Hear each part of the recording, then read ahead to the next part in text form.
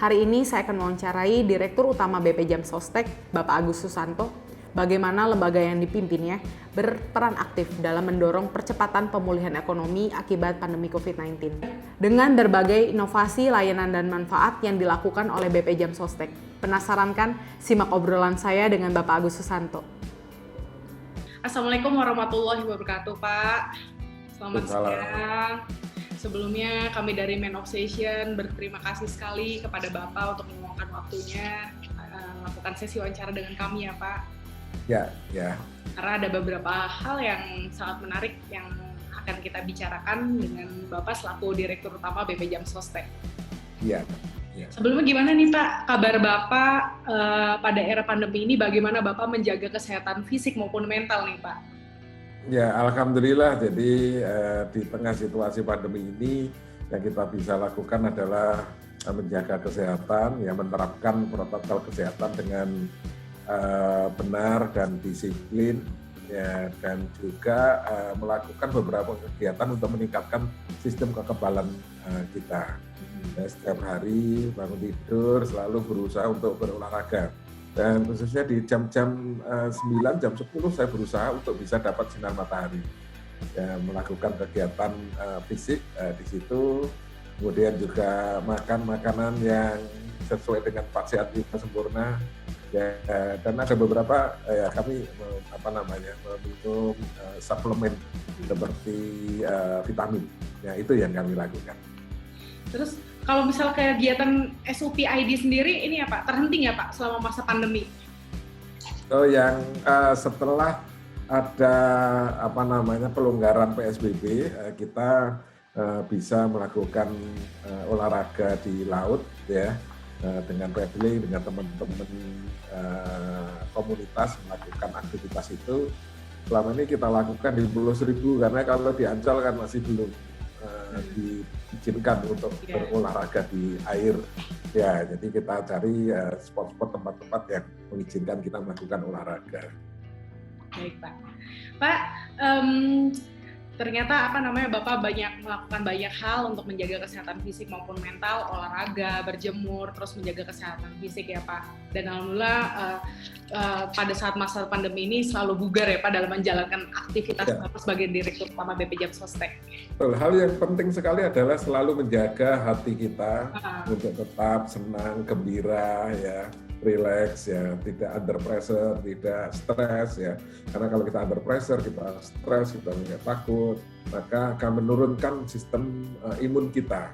Nah, untuk menjaga sistem imun kita tetap maksimal, memproduksi imun yang maksimal, ya kita harus jaga kesehatan jasmani dan rohani kita. Benar, itu paling penting. Pak, ini sangat menarik sekali nih Pak. Pada era pandemi saat ini, Kak, apakah ada peningkatan jumlah klaim sebagai dampak penurunan ekonomi di Indonesia, Pak? Ya, benar. Jadi ada peningkatan klaim JHT yang terutama setelah pandemi ini. Mulai bulan Mei, Juni ya peningkatannya itu ya. Karena Maret mulai pandemi, ya, kemudian PSBB, Maret, April, ya, kali situ belum terlalu ada peningkatan. April mulai ada peningkatan, kemudian Juni, Mei, Juni, Juli itu peningkatannya tajam sekali. Nah, kalau kita rata-rata bulan Januari sampai Juli ini dibanding 1 tahun yang lalu, memang kenaikannya belum terlalu besar, ya, itu sekitar kenaikannya 10% year on year sampai 16%, ya 10% sampai 16%. Kalau dilihat dari jumlah kasusnya, orangnya itu 10% kenaikan, tapi kalau dari amount-nya kenaikannya 16%. Antara Januari, Juli, year on year. Tetapi itu nggak bisa dipotret demikian karena di bulan Maret, April itu kan ada pembatasan kegiatan. Betul Pak. Sehingga yang datang untuk klaim juga ada pembatasan kegiatan waktu itu. Nah, kalau kita lihat aja di bulan Juni atau Juli, ya hanya 1 bulan saja kita potret. Bulan Juli 2020 dibanding 2019 itu ada kenaikannya lebih dari 2 kali lipat 2 kali lipat, Pak? Ya, naiknya 131% kenaikannya. Jadi kenaikannya 2 kali lipat lebih ini. Ini kalau dipotret 1 bulan ya, 1 bulan Juni dengan 1 bulan Juni tahun lalu, atau bulan Juli tahun ini dibanding Juli saja tahun lalu, itu ada kenaikan 2,3 kali lipatnya kenaikannya. Ya, atau naiknya sebesar 131%. Ya, itu lonjakannya. Jadi kalau berdasarkan data-data itu bisa kita simpulkan memang terjadi lonjakan, dan kita lihat secara fakta yang datang dari cabang-cabang kita juga ada antrian yang melonjak. Jadi itu tadi ya Pak, dari tahun dibandingkan Juni 2019 dan 2020 ini kenaikannya 131% ya Pak? Ya, 131%. Oke, Ya, hanya 1 bulan ya, 1 bulan. Bukan akumulasi. Kalau hanya akumulasi kenaikannya kecil, cuma 10%. Tapi kalau misalnya dibandingkan bulan Juni ini tahun ini dengan tahun lalu 131% ya Pak? Ya, betul. Ya, kita memotretnya mungkin yang lebih tepat itu. Pak, kalau mau dijelaskan Pak, langkah dan kebijakan yang dilakukan oleh BP Jam Sostek melayani peningkatan klaim di tengah pandemi ini seperti apa tuh Pak? Ya, jadi saat ini di tengah pandemi ini kita melakukan beberapa adaptasi atau penyesuaian. Nah, adaptasi yang kita lakukan mulai adaptasi seluruh elemen organisasi atau institusi di Jam Sostek. Ya, yang diadaptasikan mulai dari people-nya, orangnya, kemudian prosesnya, sampai ke infrastruktur pendukungnya. Ini kita adaptasikan dengan kondisinya sekarang. Adaptasinya misalnya apa? Misalnya sekarang kan kita harus menjaga jarak. Jadi kegiatan yang ada kontak fisik itu kita tiadakan, ya, atau kita kurangi kontak fisik. Nah, kemudian yang lain, misalnya untuk karena ini ada peningkatan jumlah, berarti harus ada adaptasi peningkatan kapasitas organisasi. Nah, ini kita lakukan. Nah, terkait dengan layanan untuk antisipasi kenaikan lonjakan jumlah klaim tersebut, kita lakukan transformasi digital. Jadi kita percepat, ya, kita sudah melakukan, tetapi dengan pandemi ini merupakan momentum kita untuk mempercepat melakukan transformasi digital. Nah, kita come up dengan pelayanan tanpa kontak fisik, atau tanpa kontak fisik. Ya, atau kita sebut atau kita namakan layanan lapak asik, layanan tanpa kontak fisik.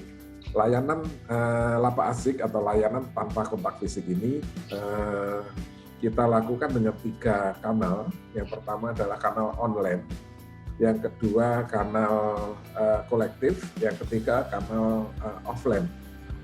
Jadi yang online ini totally peserta itu dalam mengurus klaim JHT-nya tidak pernah ketemu dengan petugas kita, ya, tidak perlu datang ke kantor kita, ya cukup akses melalui kanal-kanal digital kita. Ya, dari daftar, kemudian mengupload data, kemudian berkomunikasi, berinteraksi, melakukan validasi dengan petugas kita secara online semua, sampai transfer uangnya secara online. Jadi semuanya cukup dilakukan dari rumah. Nah, kemudian mungkin ada peserta yang kesulitan untuk melakukan akses secara online. Ada keterbatasan atau mungkin ada permasalahan yang lain. Nah, ini bisa dilayani secara offline. Jadi silahkan datang ke kantor-kantor cabang BP Jam Sostek yang terdekat. Ini akan kita layani di kantor-kantor kita. Tetapi pada saat datang di kantor kita tidak akan ketemu sama petugas kita. Customer service kita sudah kita evakuasi. Jadi sudah dievakuasi, ada yang bekerja dari rumah, ada yang bekerja di belakang. Jadi nggak ada ketemu muka di situ. Jadi nanti akan ketemu sama security karena terminal-terminal monitor di situ sudah kita siapkan. Ya, nanti akan dilayani melalui media terminal monitor. Nah, jadi wawancaranya, atau komunikasinya, atau validasi itu seperti video conference. Iya. Karyawan kami dari belakang, mungkin ada juga yang melakukannya dari rumah. Iya. seluruh pelayanan akan dilakukan dengan model tersebut. Nah, ada satu hal yang baru ya, dan saya kira ini merupakan kebaruan dari pelayanan kita adalah satu, kita melakukan layanan tanpa kontak fisik, ya ini protokol kesehatan ya, meniadakan kontak fisik. Yang kedua, kita melakukan layanan dengan peningkatan kecepatan, yaitu satu customer service melayani 4-6 orang sekaligus dalam waktu bersamaan. Ya, jadi dalam waktu bersamaan satu customer service kita melayani 4-6 orang sekaligus. Nah ini kalau dulu mungkin Mbak Gia kalau mengurus klaim BHT ke BP Jam Sostek akan ketemu customer service kita, ya dilayani secara interaksi physical face to face, ya satu customer service melayani satu orang. Sekarang sudah tidak ketemu secara physical interaction, tetapi melalui media terminal monitor, kemudian satu customer service langsung melayani 4-6 orang sekaligus dalam waktu bersamaan. Nah, peserta yang berinteraksi sama customer service kita hanya melihat customer service kita saja, nggak melihat yang lain, nggak mendengar juga percakapan yang lain. Tetapi customer service kita bisa melihat seluruh peserta yang dilayani, 6 orang sekaligus bisa dilayani.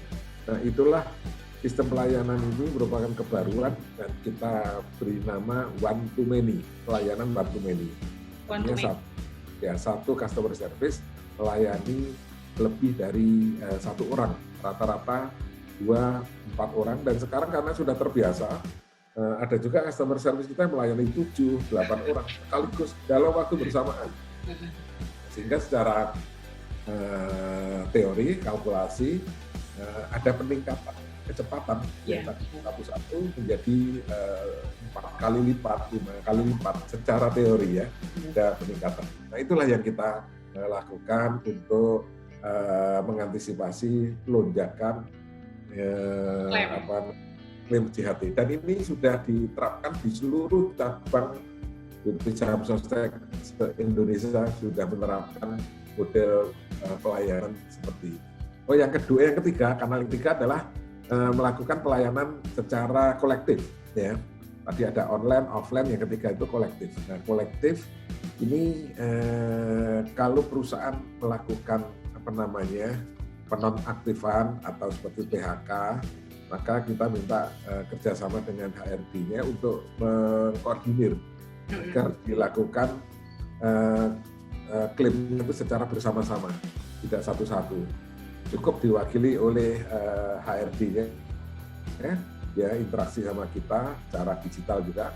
Nah itu akan kita layani. Inilah model 3 kanal pelayanan kita tadi, online, offline, dan kolektif. Yang kami rekomendasikan adalah pelayanan secara online. Lapak asik ya tadi ya Pak? Jadi kepada masyarakat saya himbau agar melakukan klaim JHT-nya melalui kanal digital kita secara online. Nggak perlu pergi kemana-mana, cukup dari rumah semua bisa dilayani. Namun demikian kalau memang ada kesulitan melakukan akses ke kanal digital kita, silakan datang ke kantor kita, akan kita layani secara maksimal. Namun kami menerapkan protokol kesehatan sesuai dengan regulasi pemerintah setempat. Berarti apa yang dilakukan, inovasi layanan yang dilakukan BP Jam Sostek seperti lapak asik, one to many, dan juga kolektif tadi memberikan lebih efektif, efisien, dan memberikan bagi para petugasnya sendiri maupun para customer-nya itu aman COVID-19 ya Pak? Iya, betul. Jadi kalau kita lihat ya, kalau data saya sampaikan tadi, bulan Juni dibanding Juni tahun lalu, Juni tahun ini banding Juli tahun lalu, ada peningkatan 2,3 kali lipat. Ya. 131% ya Pak? Secara logika, karena ada peningkatan 2 kali lipat atau 130% itu, maka harus ada jumlah karyawan 2 kali lipat kan? Infrastrukturnya 2 kali lipat, atau waktu yang dibutuhkan 2 kali lipat. Nah ini ternyata kita tidak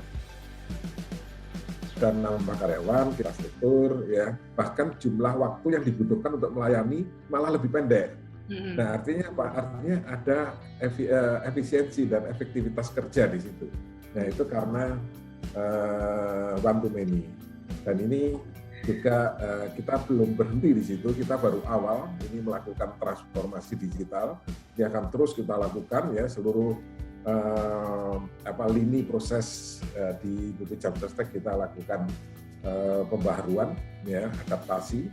Dan tentu saja kita menyadari tidak ada sistem yang sempurna, tidak ada transformasi yang sempurna, tetapi ini transformasi ini endless, tidak akan pernah berhenti dan tidak ada tujuannya, tidak ada tujuan akhirnya atau tidak ada berakhirnya. Jadi yang kami sampaikan sekarang one to many itu bukan sudah berakhir, itu kita terus kembangkan terus ya, terus menerus kita menerapkan yang namanya continuous improvement.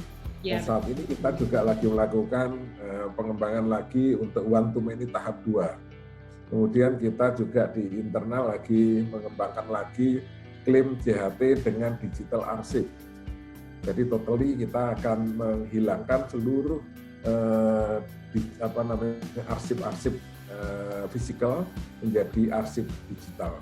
Dan ini sedang kita mulai, kita baru melakukan piloting di 4 cabang di Jakarta, ada di Jakarta, Tangerang, dan di Jawa Barat. Nah, kalau ini sudah berhasil, baru kita akan terapkan secara nasional. Itu rencananya dengan one to many tahap 2 dan tadi digital arsip itu ditargetkan kapan Pak akan nasional? Ya, kita sebetulnya awalnya kita targetkan mulai September ini. Sekarang kan baru proses piloting ya, di 4 cabang.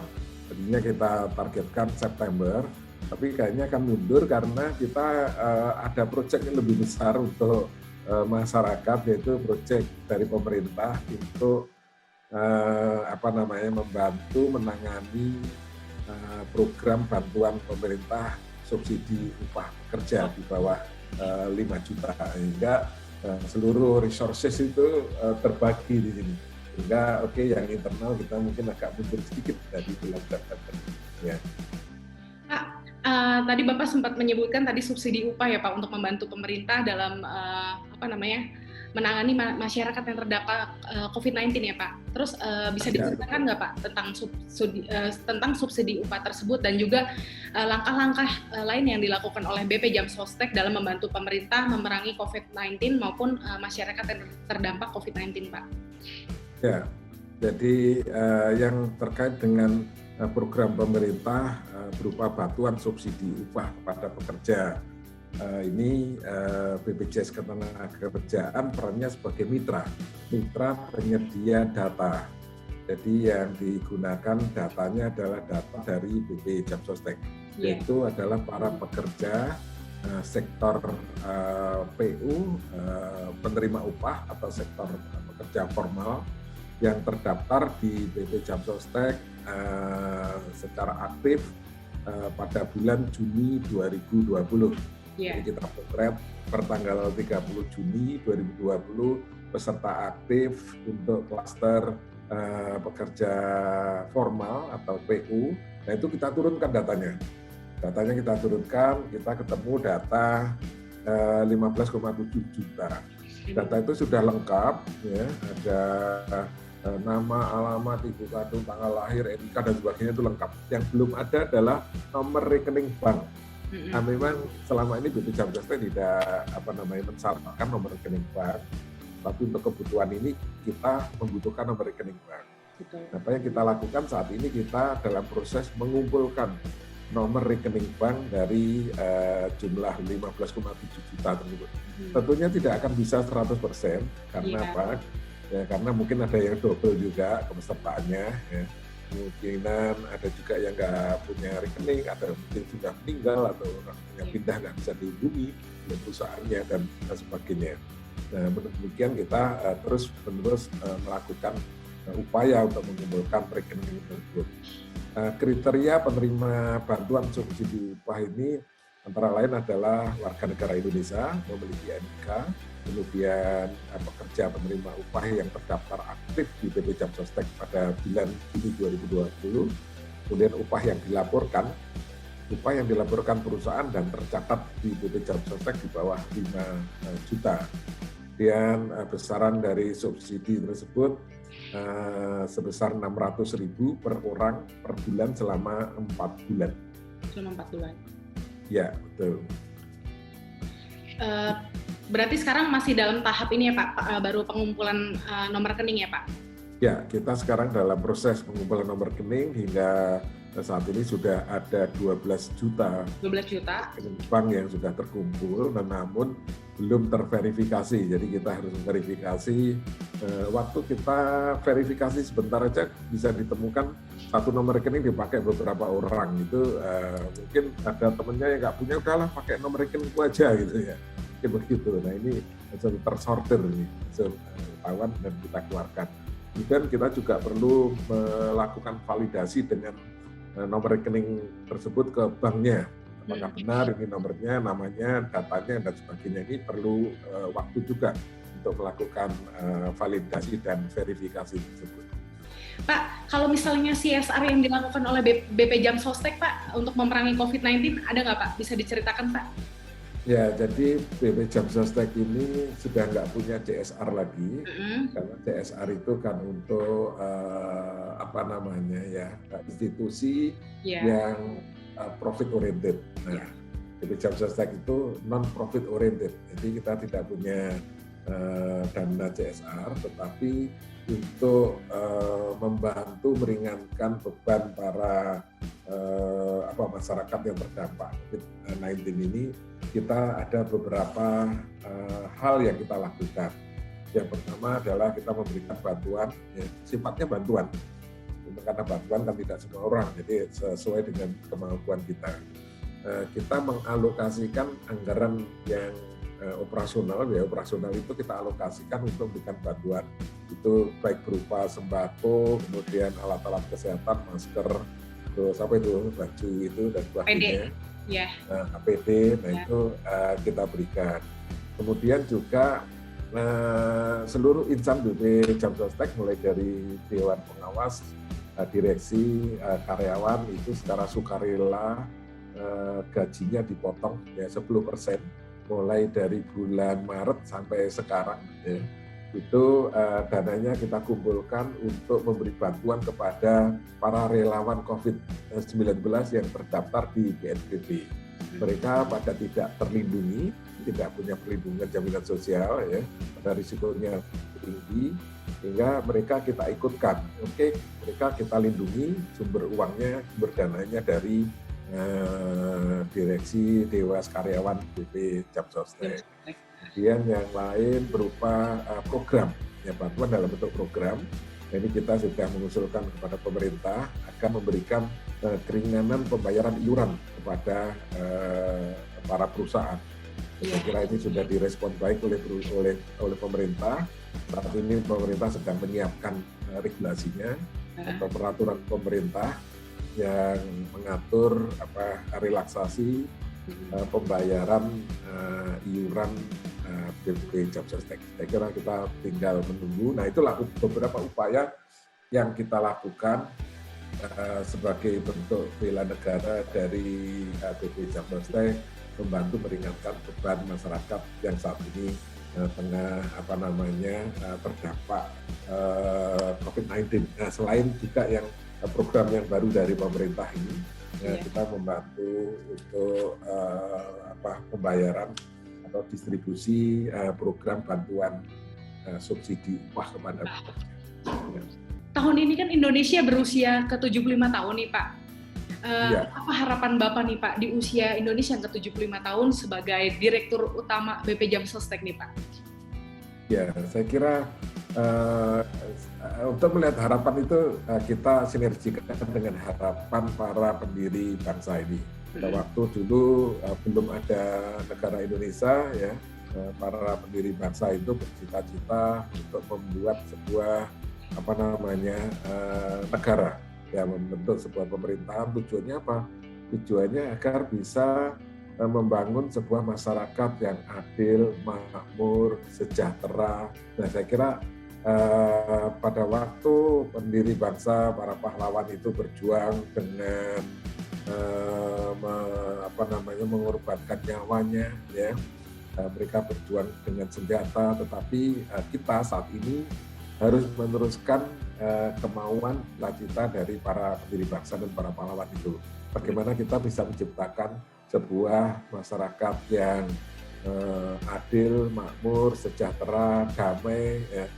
Oleh karena itu, salah satu bentuk yang bisa kita lakukan adalah kita harus mengisi kemerdekaan ini dengan bekerja semaksimal mungkin, bekerja dengan baik, ya. Kemudian karena di tengah pandemi kita harus menjaga kesehatan, kita harus menjalankan protokol kesehatan, kemudian kita harus menjaga keutuhan Republik ini, kita harus meningkatkan toleransi antar satu dengan yang lainnya, dan tentu saja kita harus tetap optimis, kita harus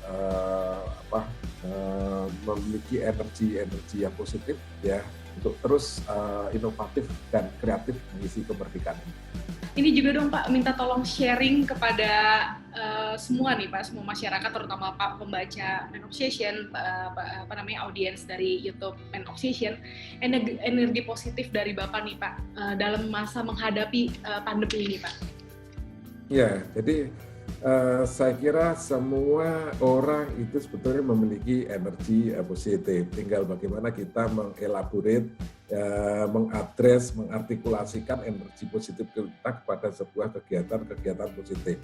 Negara ini, bangsa ini tidak bisa jalan sendiri-sendiri, tidak bisa jalan berbeda-beda, tetapi kita harus tetap sama. Oleh karena itu, mari kita satukan energi kita untuk menjadi energi kolektif. Nah, saya kira energi kolektif ini sangat dahsyat yang dimiliki bangsa Indonesia dengan jumlah penduduk 260 juta. Ini kalau disatukan, ya, akan menjadi sebuah energi kolektif yang luar biasa. Energi kolektif dalam mengkonsumsi, energi kolektif dalam memproduksi.